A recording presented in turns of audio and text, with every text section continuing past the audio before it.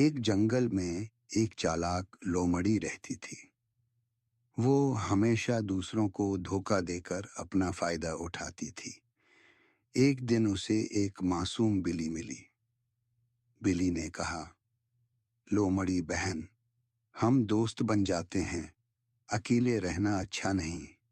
لومڑی نے ہنس کر کہا، ٹھیک ہے، لیکن یاد رکھنا میں بہت ہوشیار ہوں۔ چند دن بعد شکاری جنگل میں آیا۔ بلی فوراً درخت پر چڑھ گئی اور محفوظ ہو گئی، مگر لومڑی نے اپنی 100 باتوں والی چالاکی آزمانی چاہی۔ کبھی گھاس میں چھپی، کبھی ادھر بھاگی، کبھی ادھر، لیکن شکاری نے اسے پکڑ لیا۔ بلی نے اوپر سے کہا، لومڑی بہن، کبھی کبھی ایک سادہ سا طریقہ 100 چالاکیوں سے بہتر ہوتا ہے۔